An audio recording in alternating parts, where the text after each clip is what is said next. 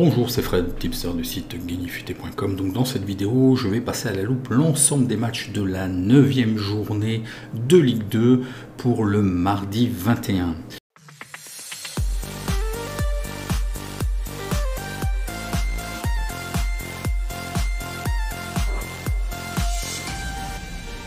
Donc avant toute chose, n'oubliez pas de vous abonner si ce n'est pas encore fait et surtout d'activer la cloche de notification. Vous êtes encore nombreux à me dire de ne pas être alerté des différentes vidéos. Je vous rappelle que pour ce dimanche et pour les pronos du lundi, vous avez tout qui est en vidéo.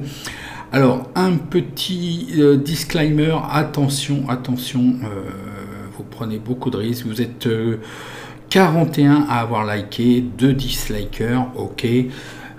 Vous êtes 768 personnes à avoir vu la vidéo.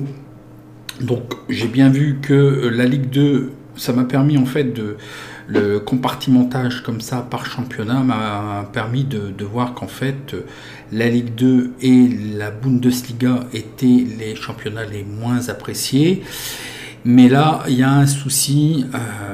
Si vous n'avez pas apprécié, je vous demanderai de ne plus visionner les vidéos. Désabonnez-vous. Vous êtes 768 à voir la vidéo. J'ai 41 likes. Là, sur l'échelle de Richter, c'est plus un tremblement de terre, quoi. Ça va s'arrêter brutalement. Donc, carton jaune. Donc, ça va être carton rouge direct à la prochaine vidéo. Donc, si vous appréciez la vidéo ou pas, au moins dites-moi pourquoi. Et puis si vous ne savez pas dire merci, et il n'y aura plus de vidéo Ligue 2. Voilà, on va supprimer la Ligue 2, ça sera uniquement privé dans les espaces privés qui, j'espère, démarreront à la fin du mois. Donc on va y voir un petit peu plus clair. Bon, une autre petite chose aussi, là je sais pas, Google me rajoute le merci. Il y a quelqu'un qui a fait un don, mais il me pique 60%. Donc il y a d'autres façons de remercier. Déjà, mon petit salaire sera de vous demander un like, ça sera déjà pas si mal. Et puis on verra dans l'espace privé. Mais n'utilisez pas ces merci. Et puis dans les chats aussi, mettre des choses payantes. Non, je suis pas la pute de YouTube et encore moins de Google. 60%, ça sert à rien de faire des dons par ce biais-là. Voilà, ils mangent beaucoup plus que moi. Moi, c'est 100% ou rien du tout. Donc voyons voir le résultat, même si j'ai vu dans les stats que cette partie de vidéo était poussée. Je vais peut-être pas le mettre en fin de vidéo, mais c'est important de faire un petit débrief succinctement pour voir un petit peu si on était à côté de la plaque et puis pour un petit peu avancer sur les résultats et de voir. Donc mitigé, donc le premier match c'était Sochaux Paris, je vous avais proposé le match nul, remboursé si under, donc le pari est remboursé. Donc attention, hein, Paris, on va le voir de toute façon dans les pronos. Attention, ça commence à être dangereux pour Paris, ils sont sur 3 défaites. Hein. Toulouse Grenoble, je vous avais proposé le 1, donc là c'est une victoire propre, 4-1 pour Toulouse. C'est vraiment formidable. D'ailleurs, vous préférez la Ligue 1 à la Ligue 2, mais je pense que tout au long de l'année, si vous jouez Toulouse, vous allez avoir des cotes à 1,60, 1,90. Si vous voyez en Ligue 1, pour faire un comparatif, si vous suivez le Paris Saint-Germain, qui risque d'être aussi un des favoris à chaque rencontre, peu importe l'adversaire, vous allez avoir des cotes de 1,20, 1,30. Donc, est-ce que c'est quand même pas plus intéressant de suivre la Ligue 2? Voilà, c'est QFD. Hein. Bastia, Caen. Donc là, je vous avais rien proposé, mais je pressentais quand même un petit match nul 0-0, 1-1. Effectivement, ils ont fait 1-1, mais je n'ai pris aucun pronostic. Dijon-Dunkerque, je vous avais demandé de revoir parce que ces deux équipes-là, voilà, en fin de tableau, ils sont à revoir. Bon, Dijon l'emporte 2-0, ok, c'est à prendre en compte. Nancy-Le Havre, je vous avais proposé aucun pronostic, mais je pressentais quand même peut-être un match nul 1-1, 0-0. Ils ont fait effectivement 1-1. Bon, Nancy s'est retrouvé à 10 contre 11 dans les arrêts de jeu.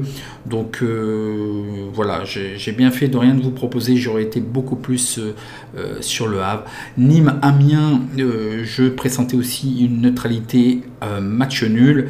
Et là, bon, voilà, là c'est un score quand même assez énorme, 3-3. C'est le problème d'Amiens, on va le voir dans les pronostics. Amiens, c'est capable de verrouiller, comme des fois c'est la fête du slip, quoi. Il y a beaucoup de buts, mais quand même un match nul. Les Chamois Niortais, Guingamp, donc Niort enfin réagissent un petit peu, gagne 1-0, c'est pas facile contre Guingamp, mais je vous avais rien proposé. Pau me déçoit un petit peu, j'ai vu très peu d'images, je les voyais pas perdre du tout, donc ils ont fait match nul, mais je pense qu'ils pouvaient être capables de l'emporter. Donc là j'ai vu très peu d'images, je pense qu'ils sont pas à condamner. Je pense assurément qu'ils ont dû faire leur match, mais c'est voilà, c'est aussi les lois du football. Quevilly-Rouen, Auxerre, donc là il manque de buts. Je vous avais proposé le 2 et le over, il manque de buts, mais à la 57e journée, Auxerre s'est retrouvé à 10 contre 11. Ils ont continué à dominer, ils ont fait quand même un gros match, ils ne sont pas condamnés, ils sont absolument à reprendre. Ce qui est dommage, c'est que les 57 premières minutes, ils n'ont pas réussi à capitaliser sur leur dominance et de marquer au moins un but. Donc il nous manque des buts, donc c'est un pari perdu. Et le match nul, je ne l'avais pas pris puisque c'était un 2 sec. Bon voilà, donc un pari remboursé, un pari gagnant et deux paris perdants, c'est un petit peu mitigé. Et le dernier match, pardon, que j'oubliais, Rodez-Ajaccio. Donc Rodez, c'est un peu comme Niort, quoi. J'attends un petit peu mieux. Rodez ne se réveille toujours pas et Ajaccio est exceptionnel quand même. Ils l'ont emporté 2-0. Je vous avais rien proposé. Je m'étais dit que Ajaccio était capable d'aller chercher un résultat au minimum match nul pour continuer sur leur dynamique. Et ben voilà, ils ont gagné par la meilleure des façons, 2-0. C'est impeccable. Donc voyons voir maintenant. Je vais vous grossir un petit peu et on va voir les matchs pour le mardi. Donc attention, je suis étonné quand même. Il y a une hécatombe de joueurs absents. Donc prenons le premier match, Ajaccio qui est deuxième contre Niort qui est 12e. Donc voyons voir le face à face. Donc voilà, une très très belle régularité. Il reste sur 3 victoires consécutives côté ajaccien. Les Chamois Niortais, toujours, hein, ça alterne. Alors je n'ai pas de stats sur l'ensemble des matchs, donc je vous laisse regarder un petit peu plus au niveau des over-under, si ça peut vous intéresser au niveau des données et puis la répartition générale des matchs. Par contre, ce qui est très dommageable, mais c'est pour l'ensemble des effectifs de Ligue 2, il y a quand même beaucoup d'absents. Donc côté ajaccien, il y aura quand même 2 suspendus et 2 joueurs absents. Donc ce n'est pas rien. Et puis par contre côté Niort, c'est peut-être ce qui se fait sentir sur leur alternance de résultats. Il manque peut-être des joueurs qui seront déterminants pour la suite. Il y a 6 joueurs absents côté Chamois Niortais. Donc on va passer très vite aux données. Donc l'alerte algo nous détecte le 1, la victoire d'Ajaccio évidemment, et puis le under qui serait value à partir de 1,54. Les books nous donnent favori Ajaccio 1,71. Historiquement, Ajaccio, que je vous montre, on a un petit peu de temps. Ajaccio est une bête noire pour Niort, puisqu'en fait, ils sont sur 8 matchs où ils ne l'ont plus emporté, Niort en Corse. Donc voilà, c'est à prendre en compte aussi, même si pour moi les saisons sont changeantes. Qu'est-ce que je vous proposerai? Donc effectivement, le under serait peut-être probant. Et je vous proposerai justement, alors on va faire une petite technique. Alors si vous voyez Ajaccio sec, prenez le sec, mais sait-on jamais. Et puis comme le under a l'air d'être assez probant, je vous propose, comme les deux cotes sont assez similaires, vous pouvez faire quand même la technique du choix 1 remboursé sur le choix 2, tout en sachant que si jamais Ajaccio faisait match nul, parce qu'une cote de 1,71 on ne peut pas la sécuriser avec le match nul, contrairement à ce que je peux voir et ce qu'on a pu me dire. Il y a beaucoup de vidéos qui circulent sur les différents championnats où on vous propose de sécuriser même l'ensemble des matchs. Je ne comprends pas ça. Ce n'est pas possible. Sur certains matchs, les cotes sont trop basses. Déjà là, je vous dis 1,71, c'est pas possible de les sécuriser puisque la sécurisation va être inférieure à 1,51 qui représente 66% des possibilités, dans la mesure où vous allez faire soit 1 remboursé par N ou 2, ou N remboursé sur 1 ou 2 remboursés sur 1 ou N, ou un des rares à utiliser cette technique, le choix 1 remboursé sur le choix 2, mais il faut quand même une cote sympathique. Donc cette technique permet quand même, malgré tout, si on cumule les deux, ça va rien changer, puisque aussi bien le under que le 1 est à 1,71, le under est à 1,66, sauf qu'on se donne une marge de sécurité si jamais on perd un des deux. Si on joue que sec le under ou si on joue le 1 sec et que jamais ça ne passe pas, on perd notre mise totale. Qu'en jouant les deux, on sécurise et dans ce cas-là, on perdrait que 32% de notre mise plutôt que de perdre 100%. Voilà, c'est juste un petit aide au niveau de ce pronostic. Faites ce que vous voulez, soit vous jouez le 1 sec, soit vous jouez le under sec si vous comptez le prendre. Mais si vous faites un remboursé 6 under, ça revient à peu près à l'équivalent, quoi, hein. Sauf qu'on sécurise une partie du capital. C'est ce que je veux vous faire comprendre. Voyons voir le match suivant qui est Amiens 17e contre Pau 5e. Voilà, hein, toujours de l'alternance côté Amiens, une seule victoire. J'ai un petit peu de mal avec cette équipe et ça peut très bien faire à bloquer complètement et de faire des under, très peu de buts. Et puis avec cette équipe-là, ça peut être aussi la fête du slip. Et voilà quoi, 3-3, c'est assez terrible. Pau, toujours dans sa régularité, hein. Moi, je mets beaucoup d'espérance dans cette équipe. D'ailleurs, on ne s'y trompe pas, hein. Regardez le profit, hein, 37%. Si vous aviez mis la même mise sur cette équipe, vous auriez un rendement de 37% sur cette équipe, c'est ce que ça veut dire. Alors au niveau effectif, Amiens, donc attention, hein, il y a un joueur suspendu et puis 6 joueurs absents. Alors côté Pau, il y aurait toujours un absent, mais attention, hein, les résultats datent d'hier, donc il se peut que entre-temps, il faut souvent 24-48 heures, hein, après un passage au service médical pour que tel ou tel joueur soit déclaré blessé. Des fois, en premier lieu, il n'est pas déclaré blessé, il faut quand même souvent un délai. Voyons voir les données sur ce match, on ne va pas s'étendre. Alors là, c'est très équilibré, 2,84 pour Amiens, 2,81 pour Pau. L'alerte algo nous détecte le under, value à partir de 1,49. Et puis moi, effectivement, je serais peut-être parti sur le fait que Pau ne perde pas encore. Ils sont peut-être capables d'aller chercher la victoire, voire au pire le match nul. Et puis le under. Donc qu'est-ce que je vous propose sur ce match-là? Tout simplement de jouer le match nul, rembourser 6-2. Et dans ce cas-là, on aurait une cote équivalente de 1,92. Je pense que Pau peut encore bien s'en sortir contre Amiens. Voyons voir le match suivant qui est Auxerre 4e contre Rodez 8e. Donc une belle régularité, hein, d'Auxerre. Bon, un petit coup d'arrêt, mais ils ne sont pas condamnables. Vraiment, malgré qu'ils étaient à 10 contre 11, ils dominaient les débats. Donc ils ont limité la casse. Côté Rodez, bon, ça alterne toujours. Moi, j'attends toujours un petit peu mieux aussi de cette équipe. Bon, là, un coup d'arrêt contre Ajaccio, qui est vraiment une équipe en forme actuellement. Et Auxerre aussi, hein, ils sont quand même de feu de Dieu. Donc, je pense que ça risque d'être encore difficile pour Rodez sur ce coup-ci. Alors, par contre, ce qui peut peut-être donner un avantage, c'est qu'il y aurait 7 joueurs absents côté auxerrois. Donc, ça risque de faire quand même beaucoup.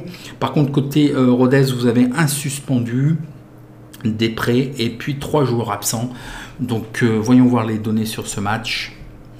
Donc voilà, Auxerre est favori à 1,82. L'alerte algo nous détecte le match nul.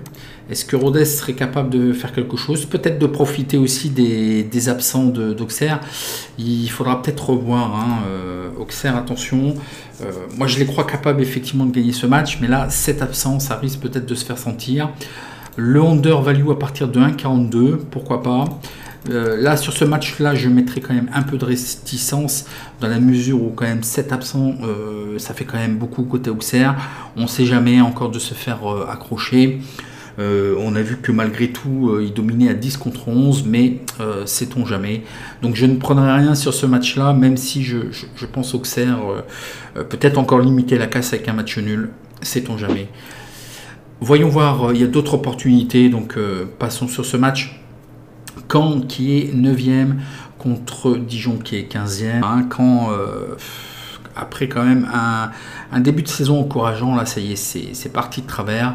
Ils ne sont plus là. Hein. Bon, il y a beaucoup d'absents, il y a 7 absents. Est-ce que c'est ça qui fait sentir l'absence de certains joueurs? Il y a quand même 7 absents. Côté Dijon, malgré tout, il reste sur 2 victoires, donc il faut qu'il confirme. Il serait peut-être de bonne loi d'aller chercher minimum le match nul, mais c'est pareil, il y a 7 absents côté de Dijon. Voyons voir les données. Donc les books nous donnent favori Caen à 2,13. L'alerte algo détecte rien. Donc vraisemblablement attendrait minimum une cote un peu plus élevée aussi. Moi voilà, je serais assez partagé vu qu'il y a quand même des absents des deux côtés. Et puis Dijon doit confirmer peut-être d'aller chercher le match nul. Caen n'est pas encore rassurant. Vaut mieux rien prendre sur ce match-là. On doit attendre de voir encore venir au niveau aussi des effectifs. Ce qui sera intéressant, c'est de voir le retour de certains joueurs et de voir un petit peu justement, surtout côté Caen, l'effet de ces joueurs sur les rendements de cette équipe. On va voir le match suivant qui est Dunkerque 19e contre Toulouse qui est premier. Donc là on est pratiquement aux antipodes, hein, c'est les opposés. On va passer très très vite, je pense qu'il n'y aura pas d'étincelle de Dunkerque et que Toulouse va garder quand même ses ratios habituels. Malgré tout il y a aussi 5 absents de chaque côté, donc comme ça voilà, ça s'équilibre. Donc Dunkerque n'a toujours pas gagné et je pense que ça va être quand même relativement très difficile contre Toulouse. On va pas s'attarder, on va regarder tout de suite les données. Donc 1,83, c'est ce que je vous dis, hein, la cote est quand même sympa. C'est difficile de ne pas la prendre. L'alerte algo ne s'y trompe pas, détecte le 2. Moi je vous propose le 2 et effectivement je validerai le 2. Passons très vite au match suivant. Je pense qu'il n'y a pas grand chose à dire. Je pense que Toulouse est quand même au-dessus, hein, sur ce match. Le match suivant est Grenoble 16e contre Nancy qui est 20e. On va passer très très vite aussi. Je pense qu'il n'y aura pas beaucoup d'étincelles sur ces matchs, hein. Il faudra revoir ces équipes un peu plus tard. Grenoble, voilà, bon, c'était difficile quand même contre Toulouse. Malgré tout, c'est vrai qu'à domicile, j'ai envie d'y croire un petit peu. Ils m'ont l'air d'être quand même beaucoup mieux à domicile. Et Nancy n'a toujours pas gagné. Ils se contentent de 2 matchs nuls. Ça va faire trop peu. Là, vraiment, ça va être compromis encore cette saison pour cet effectif. Donc, voyons voir au niveau des books, nous donne favori 2 à la cote de 2,01 le Grenoble. Les books, l'alerte algo ne voit strictement rien. Je vous conseillerais effectivement le 1, peut-être de sécuriser avec le match nul, mais vu la cote à 2,1, elle n'est pas sécurisable. Il faut au moins une cote à 2,15 pour pouvoir la sécuriser en ayant une cote équivalente intéressante. Donc je vous dirais de ne pas la sécuriser. Si jamais vous le prenez, c'est un sec. Mais moi je ne prendrai rien, je vous le déconseille encore. Je pense que Grenoble peut faire bien sur ce match-là, mais il va falloir encore qu'on attende un petit peu. Il faut qu'on voit un petit peu. C'est le début de saison, c'est pas évident. Voyons voir le match suivant qui est Guingamp 13e contre Sochaux qui est 3e. Donc voilà, un petit coup d'arrêt malgré vraiment les 3 derniers matchs étaient intéressants pour Guingamp. Un petit coup d'arrêt contre Niort. Donc bon, une réaction de Niort, c'est ce que j'attends un petit peu. Et puis Sochaux quand même tout au moins tout régulier. Un petit coup d'arrêt précédemment contre Ajaccio, mais ils sont très bien actuellement. Donc voilà, on peut peut-être les excuser. Donc ils sont quand même sur une bonne dynamique. On pourra peut-être voir une neutralité sur ce match. Au niveau des effectifs, il y a quand même 7 absents côté Guingamp. Côté Sochaux, il y a un suspendu. Bon, vraisemblablement, c'est une suspension à titre conservatoire. Je n'ai pas les aboutissants de l'histoire. Et 2 joueurs absents. Voyons voir les données sur ce match. Donc côté Guingamp, côté Sochaux, ils sont favoris, il y a 2,69. L'alerte algo nous détecte le 1. Je ne serais pas trop d'accord avec ça. Moi, je verrais quand même plutôt Sochaux. D'ailleurs, je les trouve toujours un petit peu mieux à l'extérieur. Peut-être le match nul. Guingamp, on a vu qu'ils étaient quand même réguliers, difficiles à battre. Un match nul remboursé 6-2. Et puis le under aussi serait peut-être intéressant à prendre. Et dans ce cas-là, je vous propose tout simplement le match nul. Et on va faire rembourser parce que on voit quand même peu de buts sur ces équipes. Si vous regardez, 87% ici, Guingamp fait des under et Sochaux fait des under à 75%. Donc là, c'est une cote très, très value pour nous. Le under nous est proposé à 1,51, mais vu l'évaluation, c'est très value. Donc je vous propose match nul. remboursé si under. Donc si le match nul passe uniquement, on serait perdant de 0,01, mais c'est pas le but du jeu. On aurait pratiquement une cote de 2 si les deux passent, ce qui est quand même intéressant. On a une couverture avec le under qui a l'air d'être très probant. Après, si vous voulez prendre uniquement un pronostic, je pense que le under a l'air d'être très safe, hein, très, très bon. Vous pouvez prendre que le under et d'assurer. Par contre, si on arrive à faire passer le match nul, qui m'est difficile de le jouer sec, avec le remboursé avec le under, on aura une cote équivalente de 1,99 qui est vraiment pas mal. Voyons voir le match suivant qui est Laval 10e contre Quevilly-Rouen 11e, donc un petit derby. Donc voilà, Laval très régulière. Le Havre très régulier, mais voilà, trop de matchs nuls, ça perd trop de points. Et Quevilly aussi alterne beaucoup. Bon, ils se reprennent de la meilleure des façons, il faut qu'ils continuent et confirment. Après 3 défaites, une victoire et puis un match nul, un très bon match nul contre Auxerre, mais bon, ils étaient dominés, hein, il n'y a pas de secret.